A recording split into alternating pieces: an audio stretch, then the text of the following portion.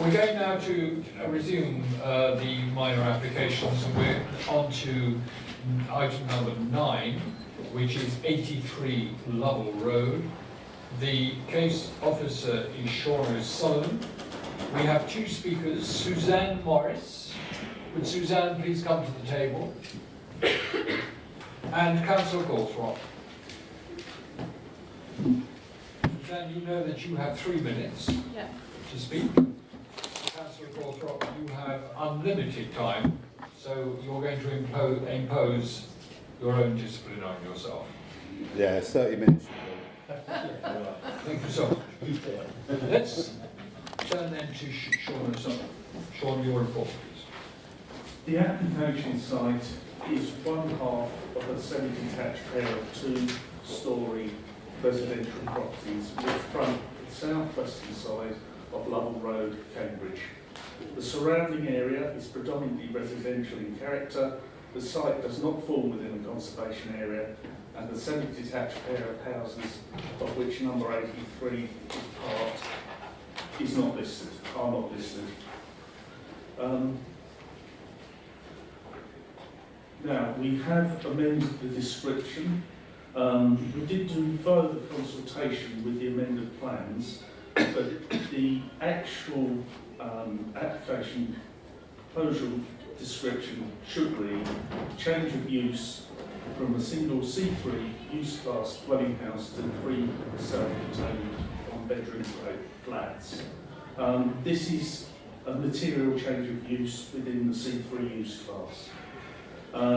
The application or the proposal also includes a single-storey rear extension, a roof extension to side hip to gable, and a Juliet balcony at first floor to the rear. Associated hard standings and amenity space and parking will be introduced.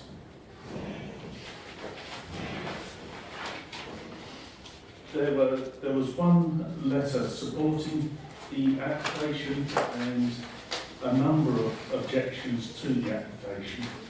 The main objections were conversion is not justified in terms of housing need, the additional mass needed for conversion, overlooking from the first floor Juliet balcony to the rear, loss of light to neighbouring properties, loss of a family dwelling, impact on the parking in the street.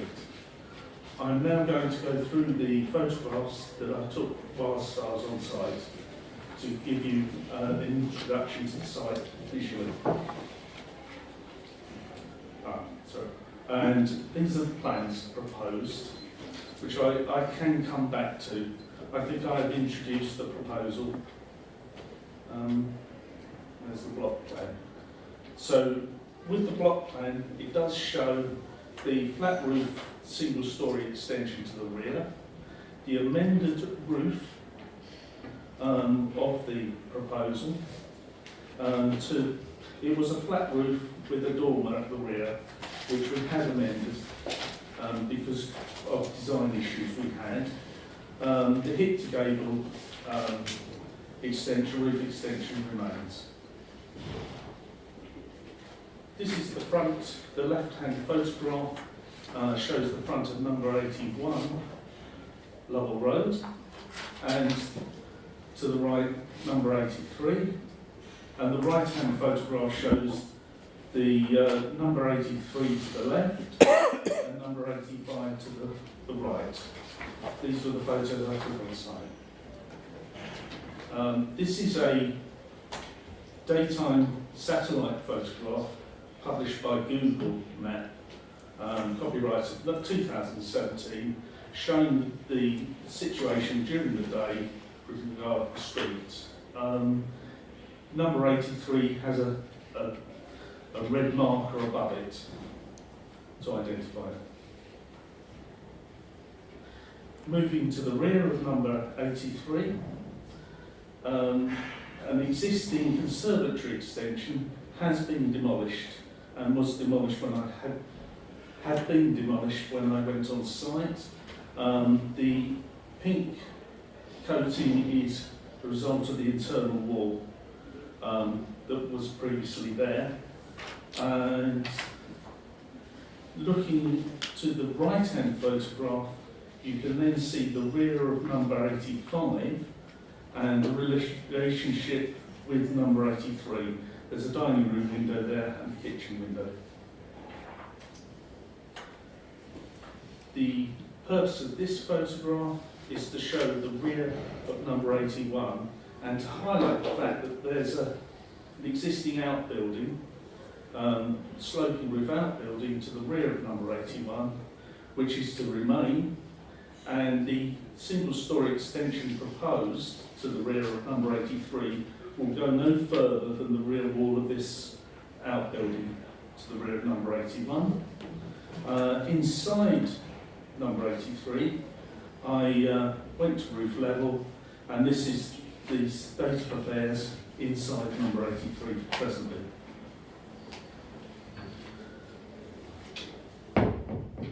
We have received no highway objection, and following revisions made to the plans by the applicant during submission, our following submission and a 14-day notification period to local residents, we changed the roof from a flat roof with a dormer at the rear to a more suitable design which would have a better impact on the local area.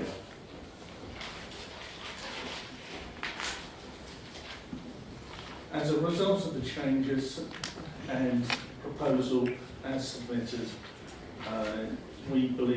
officers believe there's no significant labouring and immunity issues, no objection from highways, and the amendments to the design of the amended proposal make it acceptable.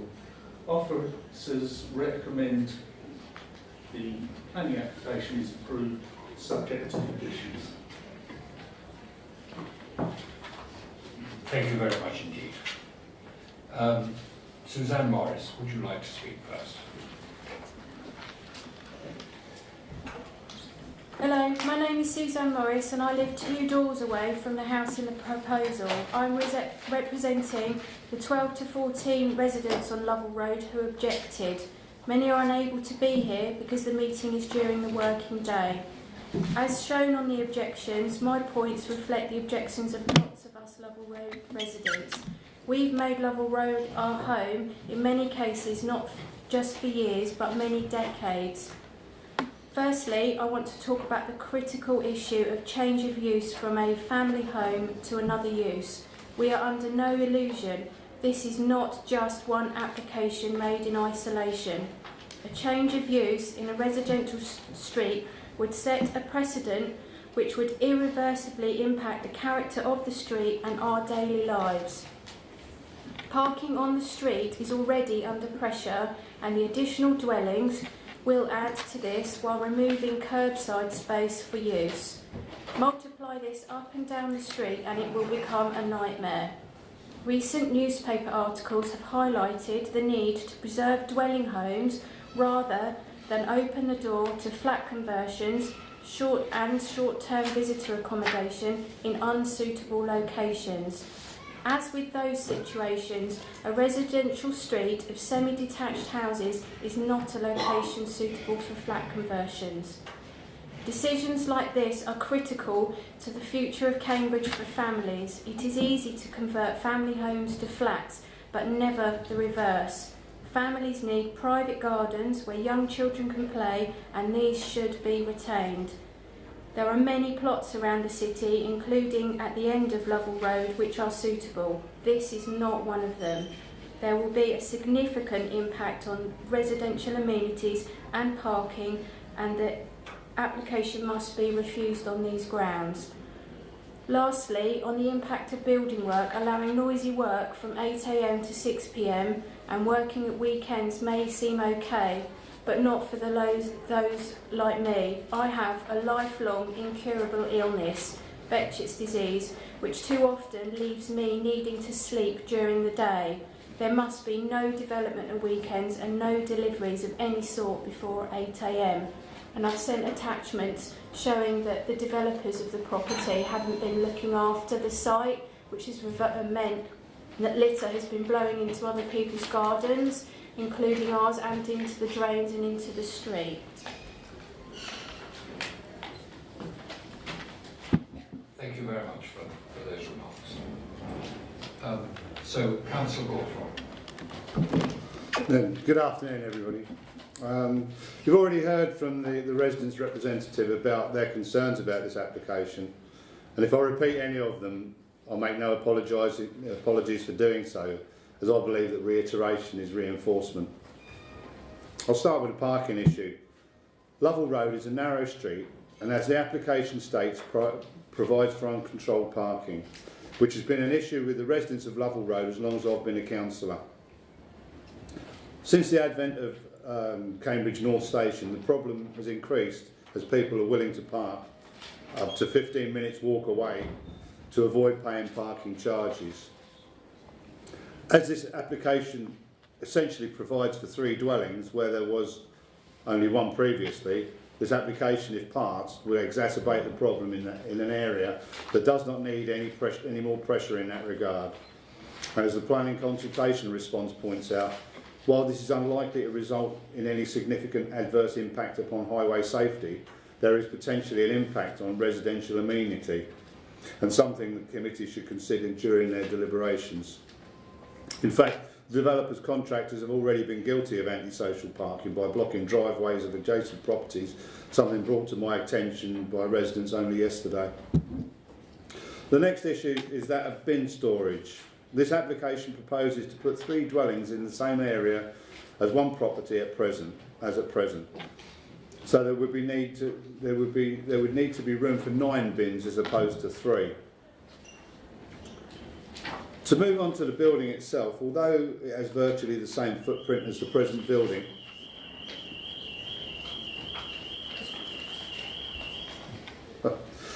the proposed Juliet balcony at the rear of the property would have a negative impact on the privacy of both 81 and 85 because of the increased size of the windows. I've visited the site and seen this for myself.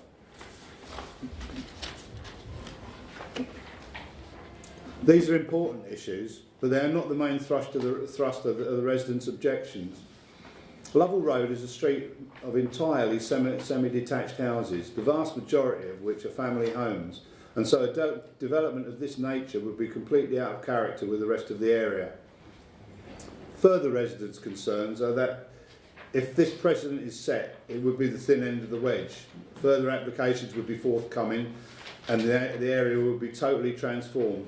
And if you think I'm exaggerating, it wasn't that long ago that a similar application for number 85 was refused by this committee twice in 1 year.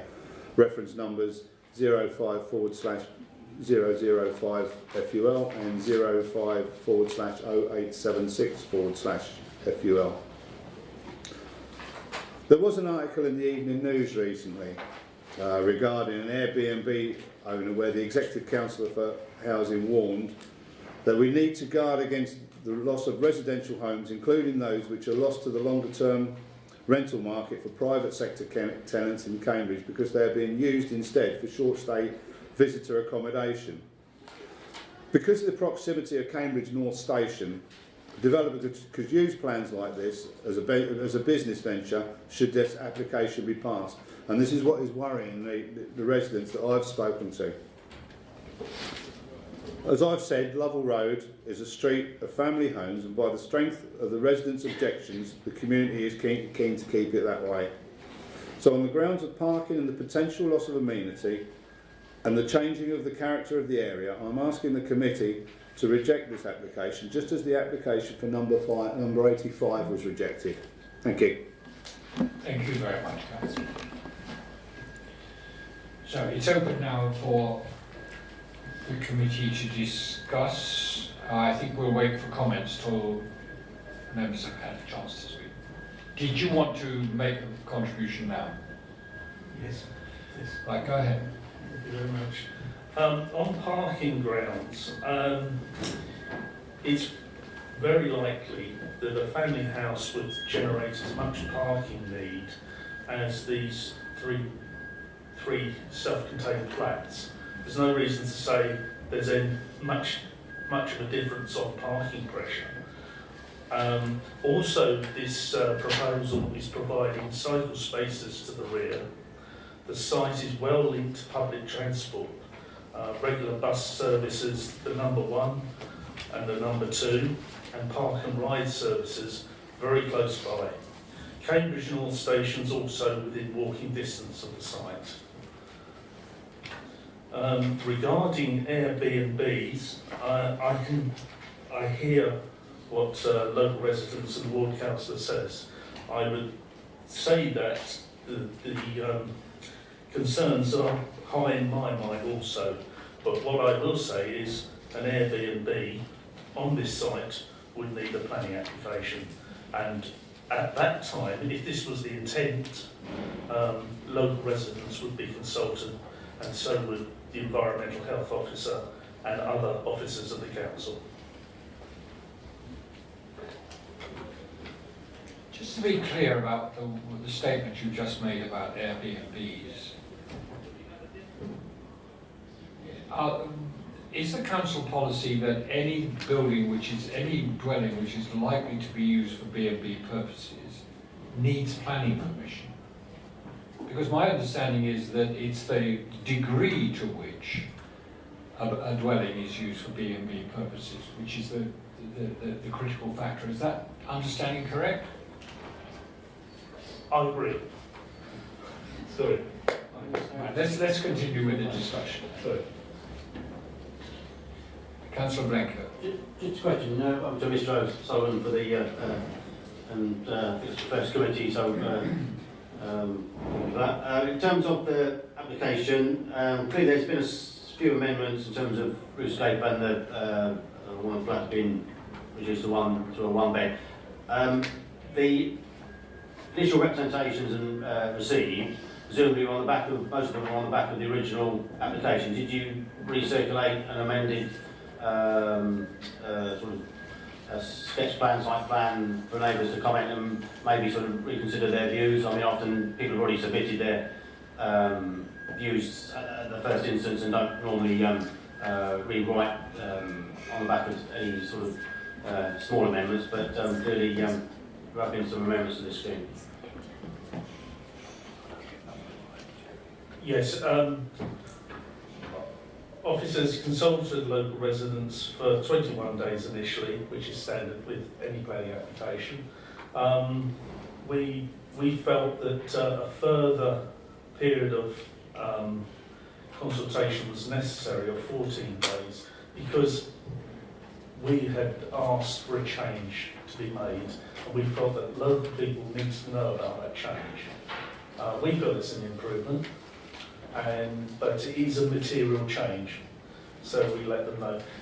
With regard to objections, most of the objections were made with the initial application, and a lot of the issues raised still stood because they didn't just relate to that change from the flat roof and the door.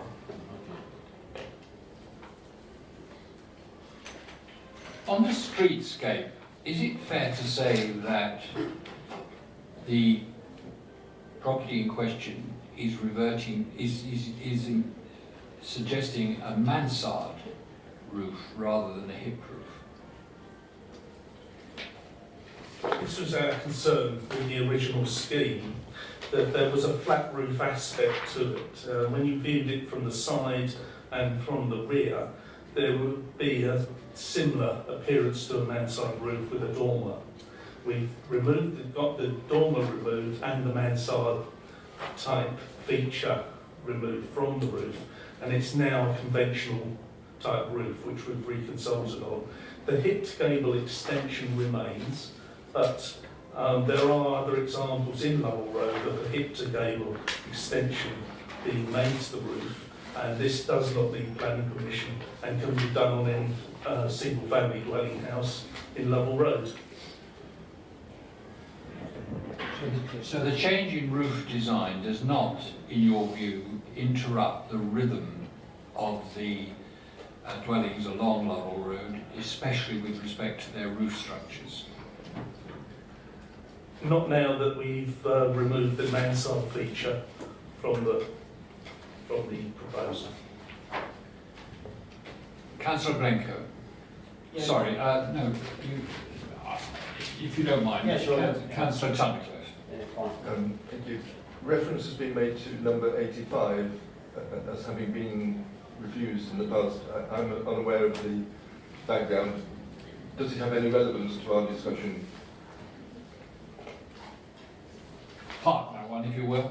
Maybe you need to consult with Sarah Dyer. Councillor Blenko.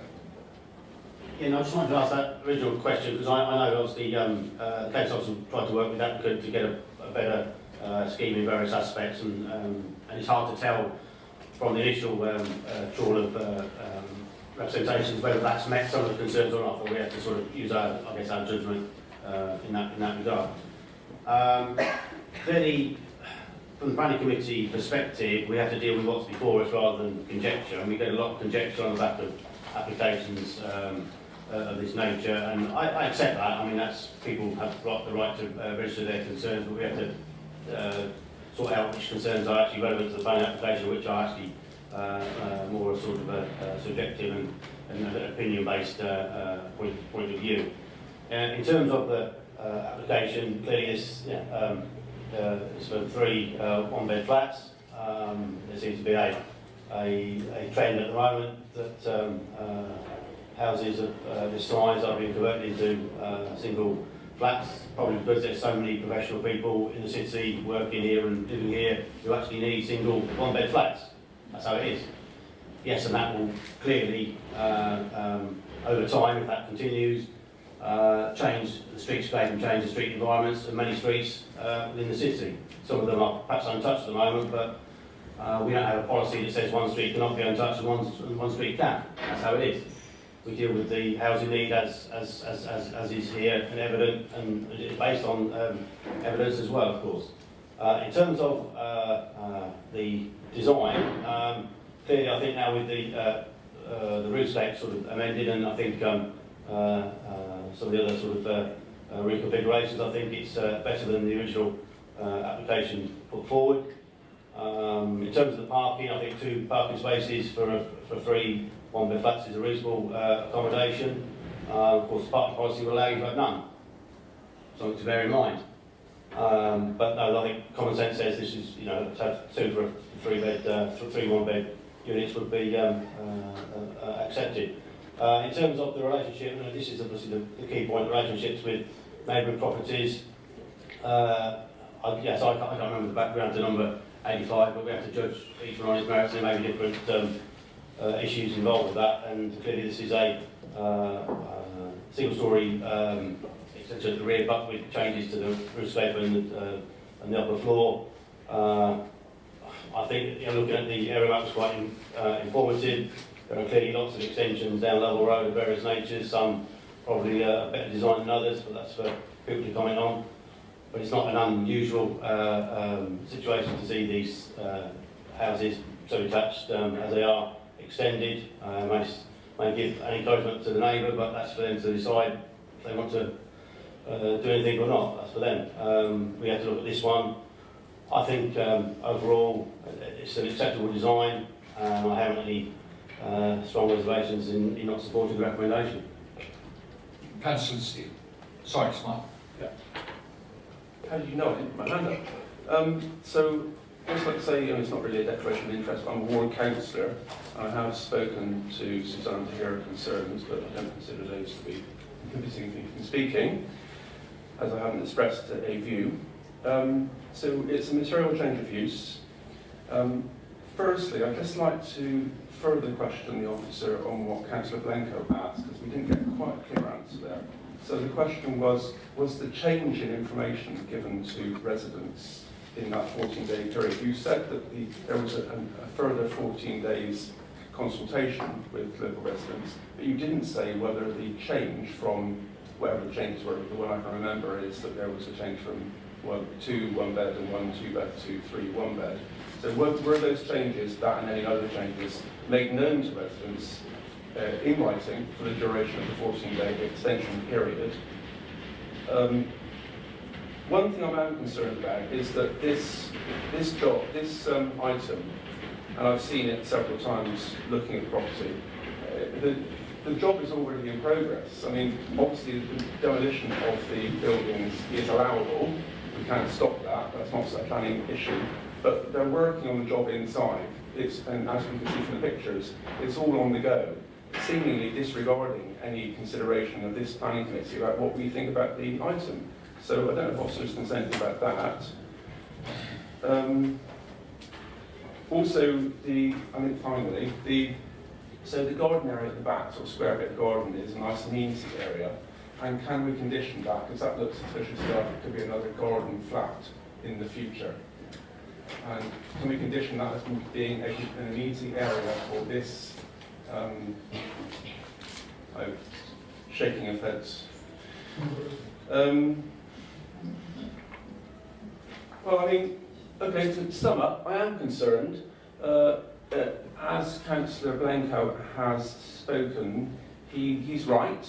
There's very little in this item that we can criticise in terms of planning rules. But knowing practically what could happen to this site, it could be a Airbnb or any such similar thing. That's a different thing to, because Councillor Blanco did make one mistake. He spoke about it as being a place for young professionals or such like. I mean, that's fair enough. But that's not an assumption we can make. So we have something like 7 million visitors a year to Cambridge. Some of those people like to stay somewhere. And we can't allow Cambridge to turn itself into a hotel for visitors. It needs to be a place for people to live in family homes. So as a councillor, as a local resident, I am concerned about this, and I'm giving you a view there that isn't necessarily centred in planning rules. It's centred in my understanding as a common sense person living in Cambridge, and that's a very real concern. Councillor Sarris. Yes, the problem is, Chair, that we have to make a decision on the basis of planning rules. And I'm afraid that the public haven't been done a service, I think, by some of the reporting that's been around this issue, where the argument that this is the thin end of the wedge, that we don't stop this now, this will happen to every family house in the area, has been made. That is not a relevant argument in terms of the rules we are allowed to apply. We have to judge every application in its own terms, and the argument this is the thin end of the wedge isn't a legitimate planning argument. I'd like to add to that, if I may, that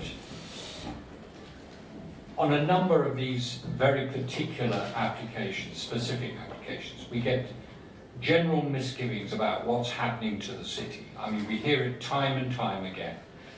And I would simply point out that the point at which those strategic concerns are discussed is with the drawing up of the local plan and local plan policies. That is the point at which people must make their input. Because once that local plan has been drawn up, and once we have married that local plan to government guidance, which has the effect of law, then we are within very, very tight limits indeed about the exercise of our discretion in particular cases. So I would simply make that general statement because I think a lot of people are under the impression this planning committee has got the right to change the course of the development of this city, and that is not the case. So unless anyone else has got anything further to say, I think unless the officer, I think you probably explained the position rather well. Do you wish to come back? If I may, very briefly. A family dwelling is also open to being used as a B&B, Airbnb, and it's a matter of degree. So the fact that you've got flats or a house is another thing. It also could be used as a small HMO without planning permission. The benefit of one-bedroom flats in case of the two would actually probably reduce parking. On site, I didn't see any evidence of works of self-containment. I did see that works had taken place inside. Any works taking place outside would be reported to the enforcement officer. And with regard to an extra dwelling in the rear garden area, any family dwelling is open to that, and a planning application likewise would be required for that change of use. I think, yes? Thank you, Chair. So the officer hasn't answered one of my questions, and there's also a further point I want to make, because the officer has said in his presentation that he felt, or he didn't feel, he told us that the demand on local parking would be the same for a house as it would be for these 3 flats. And in fact, in 6.1, County Council Highways Department Management, it says there that the development may impose additional parking demands on the on-street parking on the surrounding streets, which is direct contravention of what our planning officers just said. And I consider the latter to be more important, as that's coming from the Highways Department on that matter. And also the question I have answered was, I asked specifically if the changes made by the applicant were notified in writing to the residents 14-day, that latter 14-day period. Yes or no? Yeah, just in terms of the amended plans, yes, local residents were notified of the amendments. What has come to light in the meantime was that we didn't amend the description to omit reference to the rear dormer. And it also subsequently came to light that in taking out the rear dormer, the second bedroom of the upper floor flat came out, so that flat was changed from a 2-bed to a 1-bed. So we contacted the agent who agreed to the description being amended accordingly. But where those changes are encompassed, those amended plans have been notified to the neighbours, yes. Yes. Sorry, Chair, I'm still not quite clear. So is the officer saying that the plans that we have on the table today that we're considering were the ones that residents were given 14 days before the end of the extended consultation period? Because it wasn't quite clear what you were saying there. Is that the case or is it not? Yes, it is. Okay, thank